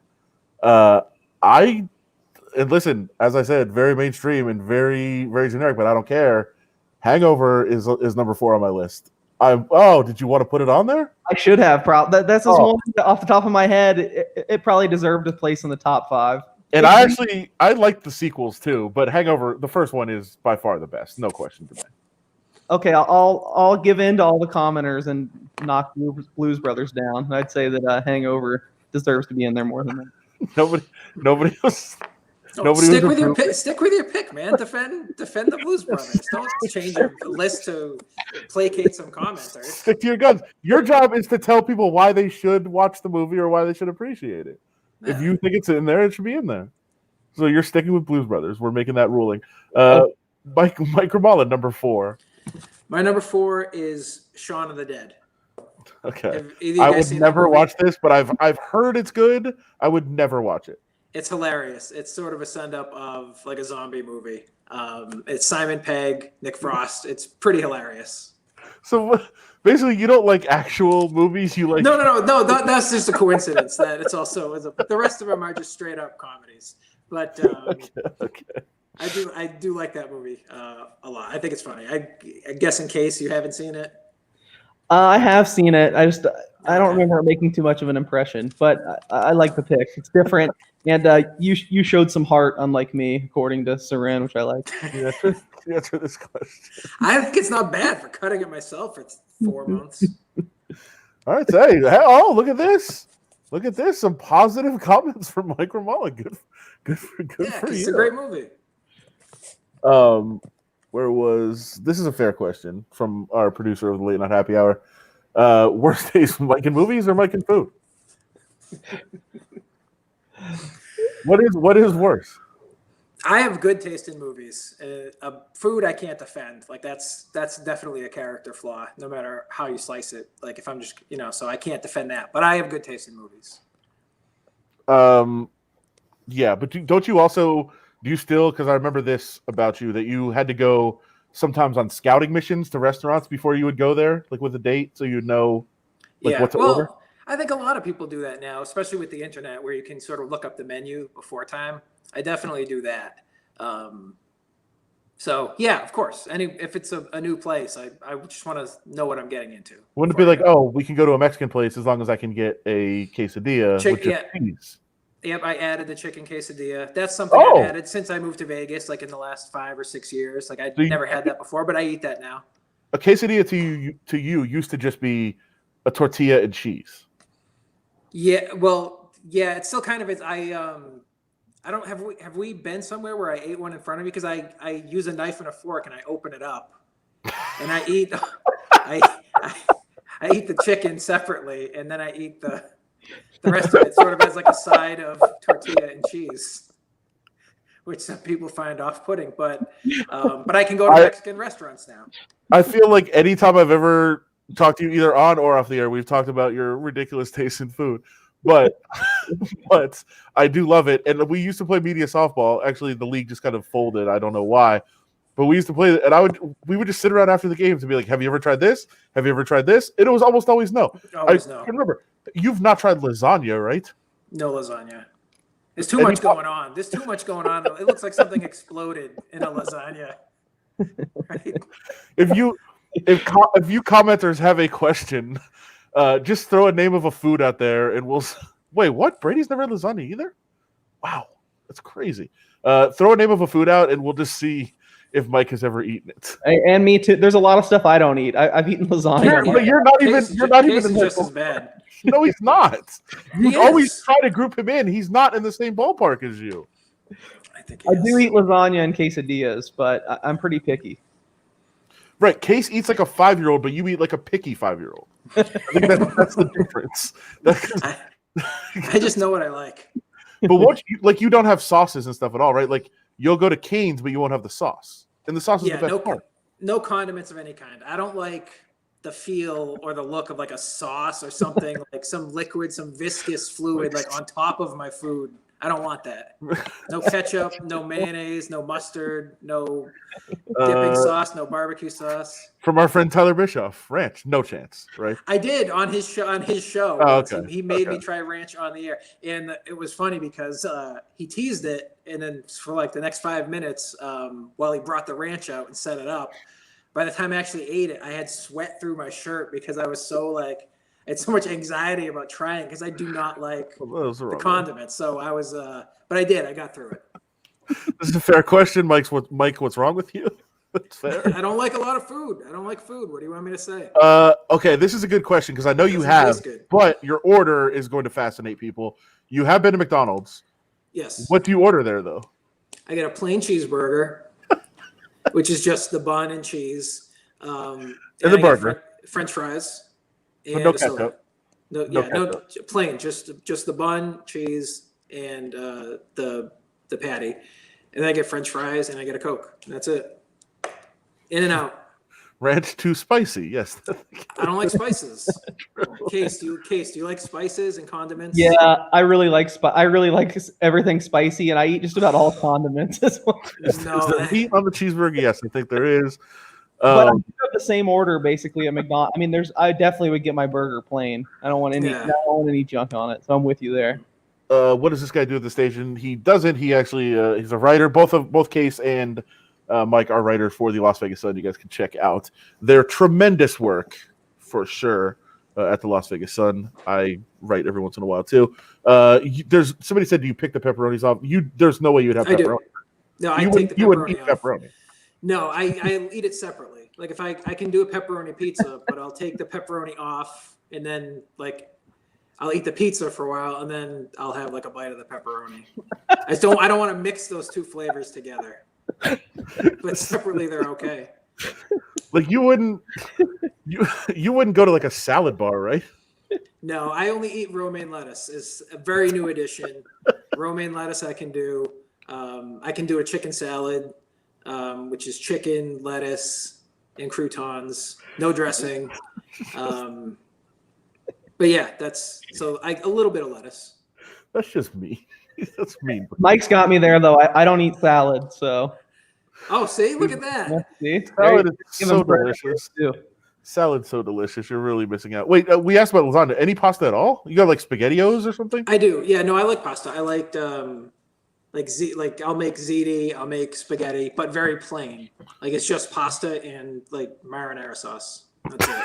You wouldn't go like a meat sauce or anything. No, I'm not putting I'm not putting anything in the sauce. Like I'm not dressing it up or at all. It's just pasta, sauce, and you're done. Well, first of all, this is ridiculous. There's no chance he would eat lobster. Like I tried it once. It was the only time I've ever had seafood. I tried lobster once. I went to a really nice or really expensive restaurant. And I got the surf and turf. I got the lobster and the steak. And then later that night, I threw it all up. I guess I can't say the name of the restaurant now because I don't want to make them sound bad. Because it wasn't their fault. It's not their fault. We don't have sponsors on here. You can say what place was it? It was Golden Steer. Oh, dude, Golden Steer is so good. I spent My dad took me to Golden Steer once, and I just ordered their special, and it was like $225. Yeah. It's I- amazing though. It was a, so it was a good. date. It was a date. It set me back like $400, and then I threw up at the end of the night. So that was my In front Golden Steer of experience. her? And yeah. And now that's why I stick to the McDonald's plain cheeseburger these days. Is this true? Is this true? I do enjoy water, room temperature water. Is this true? It's because no, I don't. I can, like I said, now that I've got the Mexican thing in my back pocket with the quesadilla, I can go to pretty much any restaurant and be pretty sure that I can order something.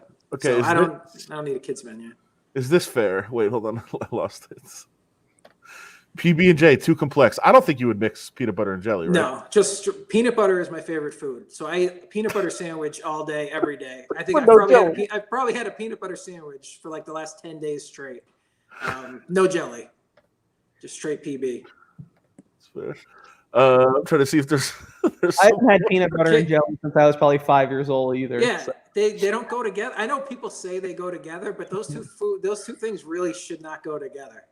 yeah, I stand with you on some of these takes. That's one of them. I'm with you. Jelly is so slimy. It's like, oh, Multiple people have said peanut butter is not an actual food. Would you care to dispute that? you can eat it and it has some kind of nutritional value. I guess. All right. What else do you want out of a food? Fair question here. What would you do if you walked into a Thai restaurant? Just shit all over yourself? Is that true? One time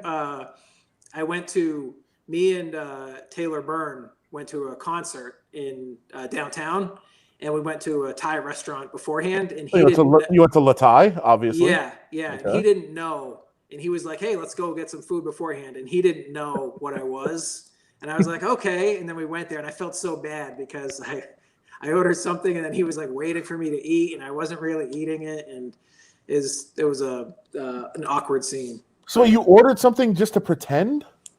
Yeah, we wanted to go to La Thai before the show. What was I gonna do? Say no? I am very picky, to be fair, but Latai is one of my favorite restaurants in Las Vegas. And if you ever go there again, just order the fried rice. You could just get rice and chicken. That's probably not too crazy for Wait, you. is La Thai open? They have takeout right now. Well, they had some tables outside. I don't know if they were still. Yeah. La Thai is amazing. Yeah, so- Also, I saw some questions about alcohol too. Mike, I think you have tried some, but you were very anti-alcohol for a long time. No, I don't drink. But just because of the taste, I don't have like some moral objection to it. I just can't. I can't drink it. Like it tastes so bad. Like anything with alcohol, like a drop of alcohol, I can't do it. So I don't drink. Somebody said barbecue sauce. No chance you've had barbecue sauce. There's no way. I did. I had barbecue. I went to Memphis for a road trip when UNLV played down there, football last year, and I had barbecue at a Memphis restaurant. It was all right. Rendezvous? No. Okay. Soren said he doesn't drink. He's trash right now, I'm guessing. Let's see. I know you love going to Outback on the road. So what do you order? Outback is the best. Yeah, what do you order? Grilled chicken and mashed potatoes. No gravy, right? No, just plain mashed potatoes. But the chicken, they use some kind of like rub or seasoning on it, which usually I would hate, but I actually enjoy theirs. If I could find a way to if I could reverse engineer whatever they put on their grilled chicken, I would make that at home all the time. That's fair. Actually, there's a spot here in town, BJ's. I mean, it's a chain, so a lot of people have gone there. They just have a plain grilled chicken. They put some kind of seasoning on. I don't know what it is. I actually wrote to corporate at BJ's to get the recipe for it. What did they do? Did they respond? Not like in the quantities, but they just said what all was like in their spices.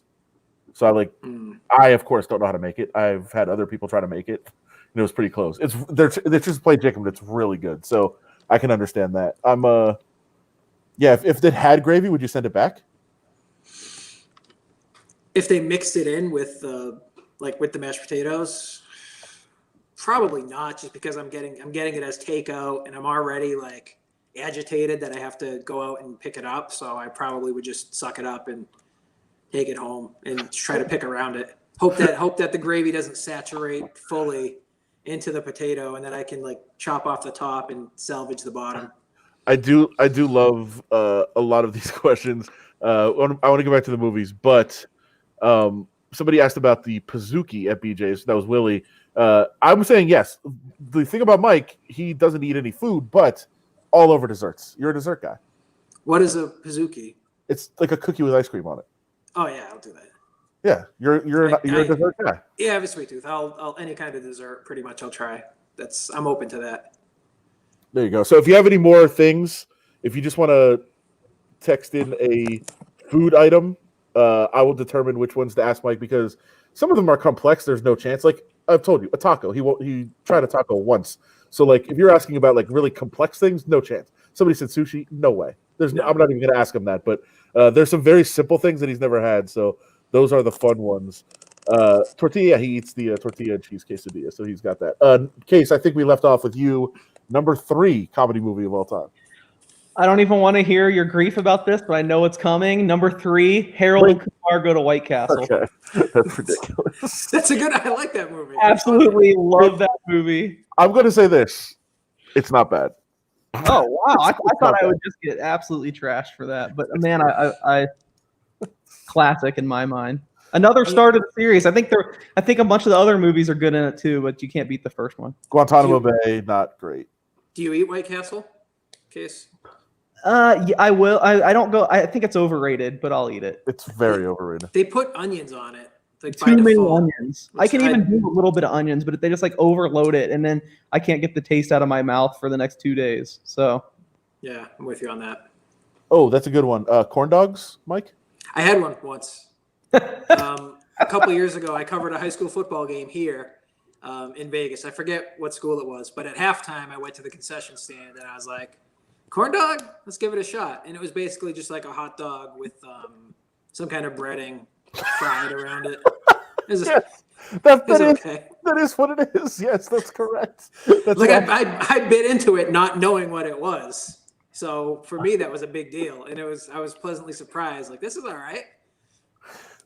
That's fantastic. Okay. My number 3, I think every time this movie's on, and it's on a lot, I will absolutely stop and watch it. I don't care if it's the beginning, the end, the middle, wherever. Superbad is incredible. I love that movie so much, and I will probably never stop watching it. It is my 1 and 2 in my list are never going to change. Like they're going to be number 1 and 2 forever. But number 3, I'm gonna throw Superbad on there as the best movie outside of my top 2, which could change in the future, but not the top 2. Superbad is great. Yeah, This is even chalkier than you proclaimed at the beginning. Hey, listen, it wasn't obscure comedy movies. It's your favorite comedy movies of all time. True. I just I thought, knowing you, I thought there'd be some surprises in there, but so far I don't have any complaints with any of your choices. I'm a little surprised it's played this close to the script. I will say what almost made it, but I actually won't say it yet because maybe somebody picked it. Does anybody have any sports movies in their top 3? Yeah, kind of. Okay, then I won't say which one I was going to put in there and didn't. Yes, somebody said, "Wait, you had a corn dog once?" Yeah, you did. Superbad top 5 for me as well. Thank you. I don't think I inspired the Jonah Hill character, Sarin. That's not true. It's good. Actually, my brother is in here, and he did get one of my top 2, but not the actual top 2. Mr. Gamala, you're number 3. Number 3, That Thing You Do. That's the Tom Hanks movie that did make it into my top 3. Props to that hold guy. on. Props to that commenter. No, Yes, it is not a terrible movie. It's not a comedy movie. I agree. It's funny. That's not a fucking absolutely comedy. a comedy. What would you No, call it's it? not. What is it? A drama? Is it a tragedy? It's not a Greek tragedy. It's a comedy. This is ridiculous. This is not a comedy at all. There's a couple funny scenes, and it's not a comedy movie. It's funny from beginning to end. No, it is not. He storms off, and then the guitar player says, there he goes off to his room to write that hit song, Alone in His Principles. Like that's This is on your list also. That Thing You Do is funny. Watch it. Great movie. Nobody's agreeing with you. You don't get the assignments. Look it up. If you look up that movie on IMDb or Wikipedia, it will say comedy. It's funny. Romance? It's not. It's not Rom-com at best. It's not. It's not funny. All of you guys' movies also have comedy and dramatic elements as well. No, What? first of all, nobody's disputing that Superbad is a comedy or that a Hangover is a comedy. Like Hangover is not a drug picture; it's a comedy movie. That Thing You Do is a comedy No. movie. It's funny. No, it is not. Yes. Just because you laugh at one scene doesn't mean it's a comedy. It's I not one. can't I would say like every scene in the movie has multiple No! laughs in it, No! and multiple comedic situations. Yes. I just watched this movie last month, I think, because the guy that wrote the song died, and so I wanted to revisit it. And I literally can't think of one funny part. I like the movie; it's a great movie, but I'm sure there is something that was funny. I just don't remember it. It's funny. It's a comedy. I Mike don't just know. thinks Tom Hanks is hilarious. Philadelphia, He's number funny 2. in that movie. No, he's not. It's just so stupid. All right. Okay. Is it on streaming? If anyone who's watching this, go find it on streaming and watch it. It's very funny.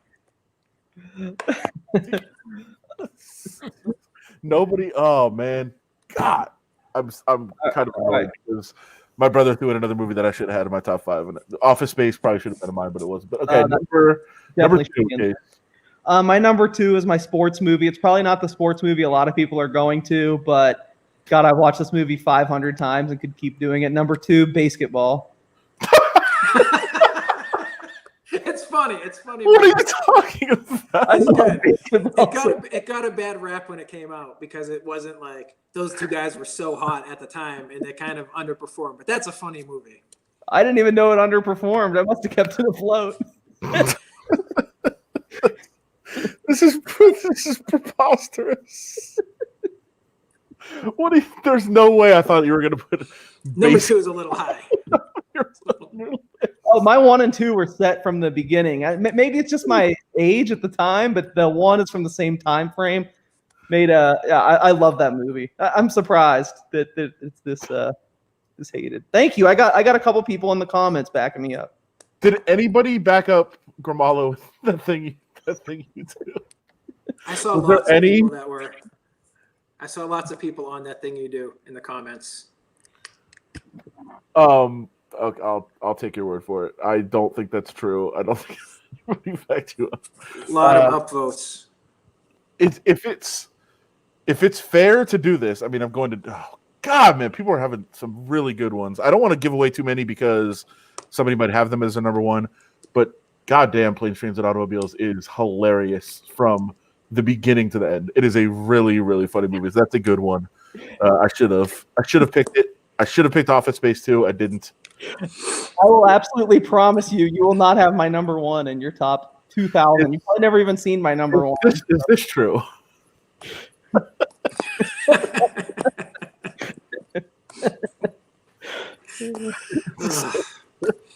Wait, when you said, Mike, your number 1 is not a sports movie, right? Or your No. number 1 or 2? Nope. Okay.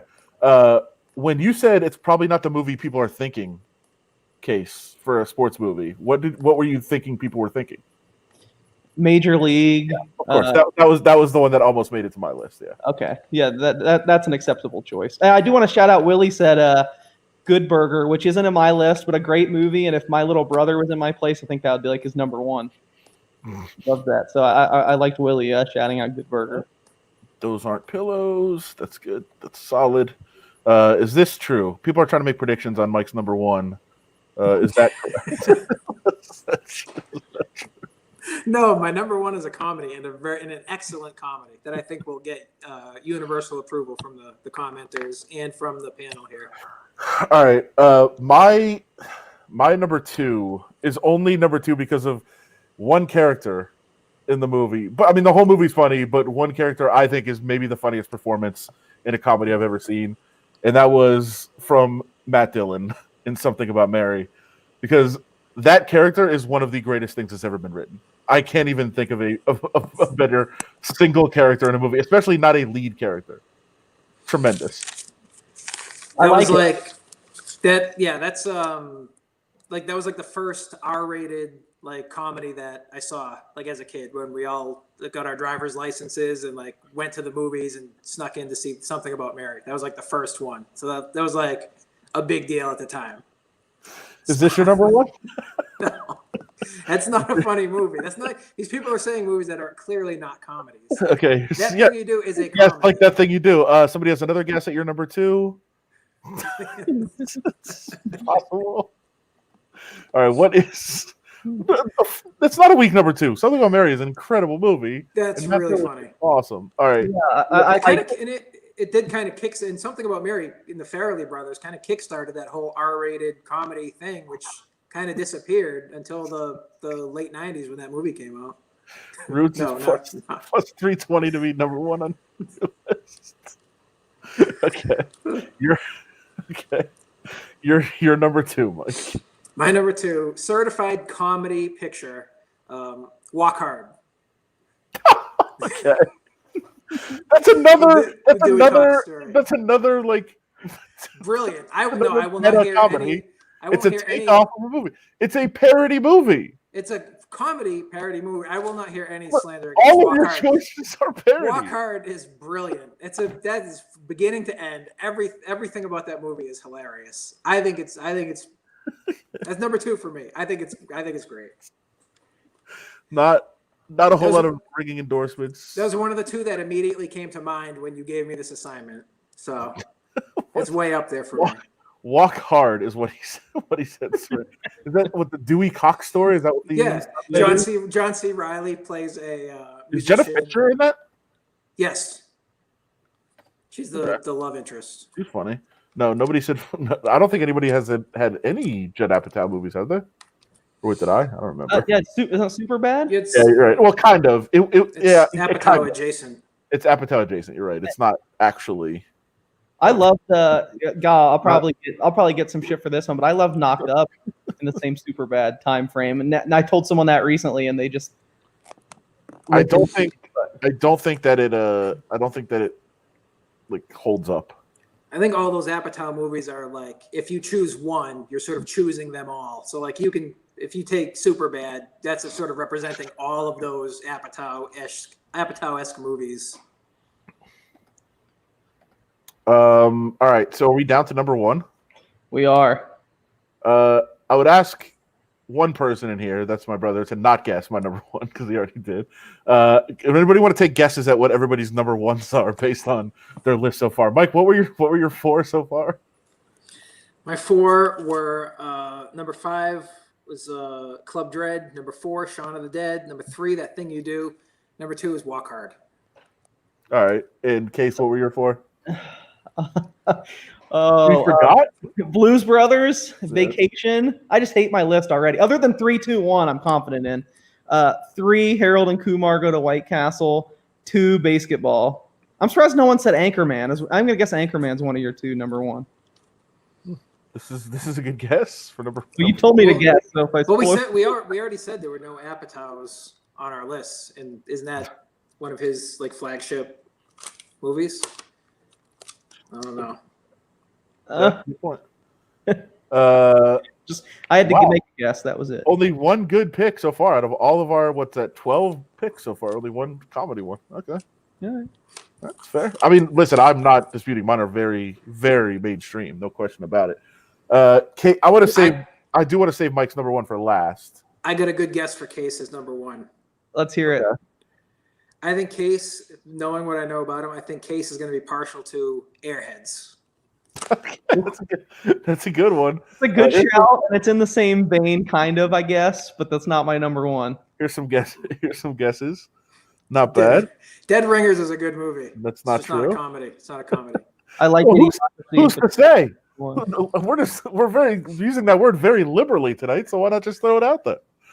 I already said Major League probably should have been on my list. That's a good guess. Is not my number one. The Jerk. I would say I think our movies have trended younger than The Jerk. And by the way, I don't think Steve Martin's funny at all. But that movie wasn't terrible, but I don't think he's funny. So let's go with Case first because I do want Mike's to be the last one. I want that to be You're going to be disappointed. It's pretty. All right. It's a pretty solid pick. okay. I doubt it. I just relate to this movie in so many ways because it's basically my life story of doing anything I can possibly do to get to a show, a concert. So my number one, Detroit Rock City. Detroit Rock City. Yep. I really thought Mike might be about to guess it. But Once you said it's like your life story, I was gonna say Detroit Rock City. I This love is- Kiss. I love Kiss. This is a fair question. Nobody picks Son-in-Law Ooh. or Jury Duty? Was that that's another one? Another one of the Pauly Shore hits. I don't know. I mean, I don't think I've seen it. First of all, I figured you probably have. what's the sales pitch on it? It's incredible and hilarious. I think you'd find some funny parts in it. If you watch it with me, I could be like one of those annoying people that recites every line to you. A lot of people picking Encino Man. Actually, that probably was his best. Sadly enough. Do you guys consider Almost Famous to be a comedy No. in that same vein of the music, like a music type? No. No. Okay. No. Okay, just curious. There's like a death, like a tragic death, not like a funny death. You picked Old School, and there's a death in that movie. A funny death. It's like a midpoint. The whole midpoint is that guy Right, but dying. Yeah, Blue dying is funny though. It's not. That's a funny death. He dies. Yeah. He dies. I'm just asking. Yellow wrestling. I to didn't college pick Almost girls. Famous. I didn't pick Almost Famous. I just said, would you guys consider it a comedy? No, I would say definitely no. Encino Man, not on anybody's list either. By no surprise, incredibly mainstream. And as I said, my brother has said it a couple times. Dumb and Dumber is by far my favorite comedy movie of all time. I'm pretty sure that even though I haven't seen it in a while, I could probably like pause on every line and get it. Like I think I've seen it enough times to do that, which is sad and a sad commentary on me. But I think that is going to be like Seren. Listen, you are a radio expert. We know that you're incredible. I actually had this one. I was ready for this. That's why I wanted him to go last. But I do appreciate it because I do need help producing. I'm awful. I need Steve back very soon. We need some guesses here on Mike's. I want to say a clue, but not like a real clue. Like, you said it's more. Is it more mainstream than your other choices?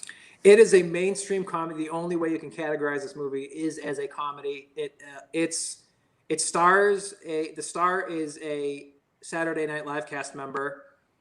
The director is a comedian. Okay. The co-star is a stand-up comedian. It's comedy. That's. All right. I think that's pretty good. Okay. I am hints. disqualified from this because I actually know the answer to this. Case, do you know the answer to this? I was thinking it was Clue, but you kept saying No. Dude, someone else said that. No. I actually know the answer to this. Let It Ride is a great movie. What? Like that. Shout out. I don't think that's it though. I'm looking at the comments now to see if anyone can figure it out. But I don't Actually, I'm 99% sure I know. I might not, but I'm pretty sure I know the answer to this. It's not Bridges of Madison County. It's Oh, not Bridges of Madison Did someone County. guess it? I think. Nope, I haven't seen anybody guess it yet. It hasn't come up yet. It's not. It's not It's Corky not Romano. Corky Romano. Doesn't Wayne's World fit with the criteria? The clues you laid out? Wayne's World does fit with the criteria. Sure. I do love Clueless a lot. It almost made the list, but it's not Clueless. You know what? You know what almost made my list? I mean, there's like 15 movies that almost made my list. Mean Girls almost made my list. Same. That's a good movie. But Night at the Roxbury actually was not far off of my list either, but that's not the answer to this. I'll let a couple more guesses come in here. Again, what were the clues that you gave? it's the star is a Saturday Night Live cast member. It's the director was a comedian, a famous comedian, and the co-star is also a famous stand-up comedian. Home Alone. That's on my top 5 ever, probably. Not comedy though. Not top 5 comedy. Okay, here. Let me tell you this. Not 51st Dates. No. MacGruber is fucking hilarious. MacGruber's unbelievable. That's MacGruber was 5. awesome. It was 5.5 on my list. I really labored over whether to put MacGruber on there, but it's Okay. not MacGruber. It is not. I love MacGruber, and I thought I was going to hate it, and I absolutely loved it. You know, another one that was almost on my list, Role Models. I don't know how many people have even seen that one, but it's really good. It's another movie that has a important Kiss subplot with the band Kiss. That's true. which is bonus points. Not 50 First Dates. Happy Gilmore. God, you know what would be great if we just cut this broadcast off and never told people what number one is? I'm mad you've already figured it out. I'm in the dark here. Oh, and here's the thing: it's like I could be wrong too, but I don't think I am. I'm pretty sure that I'm correct on this one. Not Bad Grandpa. No, I'm hoping somebody gets it because I thought it was pretty good clues. I'm trying to think of another clue that I could give. It's not Tommy Boy. Tommy Boy is great though. That's a movie I could recite line for line. How about this? Maybe I'm wrong here. So if I'm wrong about the movie, then I guess I'll be wrong about the clue. When you said Saturday Night Live cast member, Yeah. it was a Weekend Update host. Yes, a weekend. Yeah, you got it. Yeah. You know where I'm going. Yeah, absolutely. And see, people are going to be disappointed because it's a great movie. If you think that I'm going to No. mess up number one, It's a tremendous movie. However, I don't know that a lot of people have seen it. well, And that's it's on not. them. It's not recent. It's definitely older. I think people should seek it out, and maybe we should. This will bring more attention to it. But yeah, it's Okay. Let me see. All right. Nobody's gotten it. Rhymes with. Can we do it? It's not. It's Brady. First of all, that movie wasn't shitty. It was okay. See, I like that movie. we got some guesses there. Blades of Glory. Not.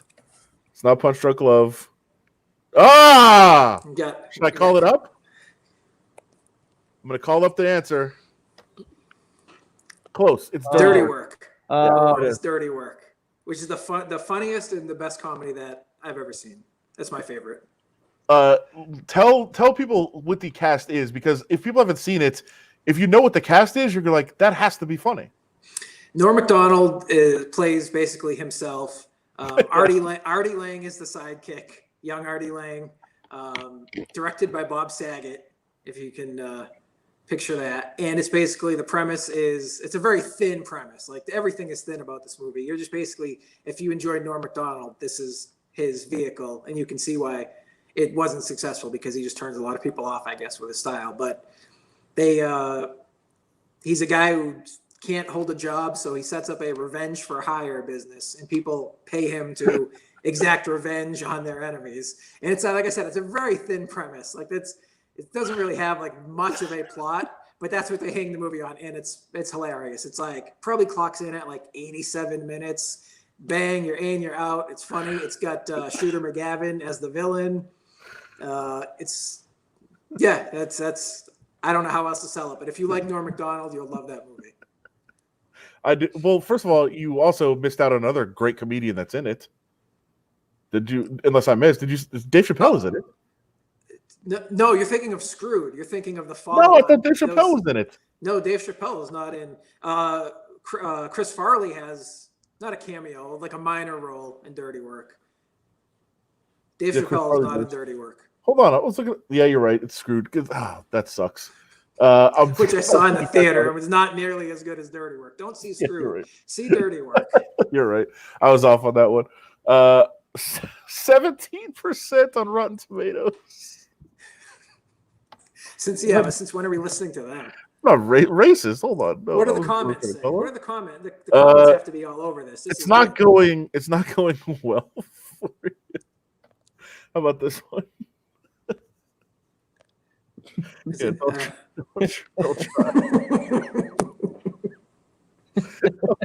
Oh no, this is just not good. No, I think that's a good number one. I'm with you. I haven't seen it in 20 years, but I remember liking it at the time.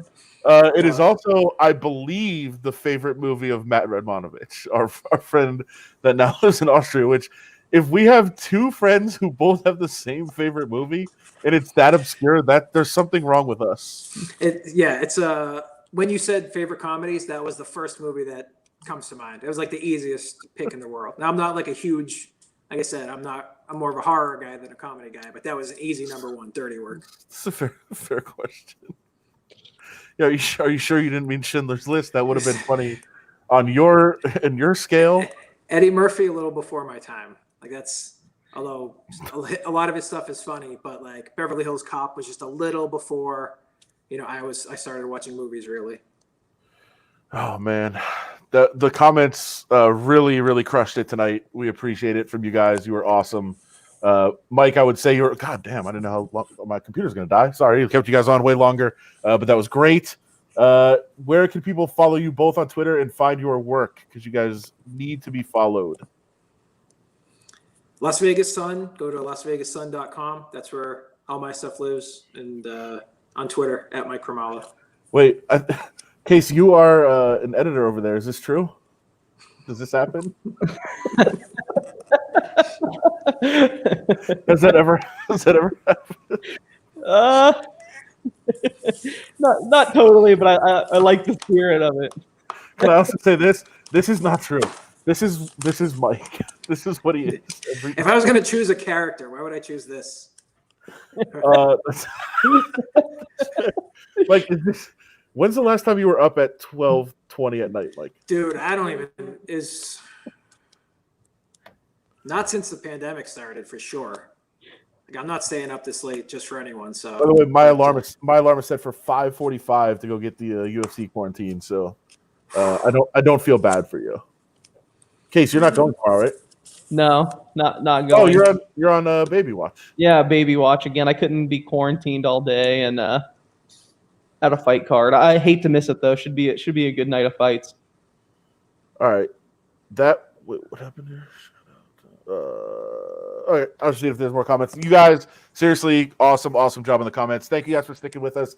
Even though Steve Cofield wasn't here, he'll be back Monday. And you guys, awesome stuff. I appreciate it. Case, hopefully this went better than last time, even though we kept you up way late. You were a part of one of the most epic meltdowns in the show's history.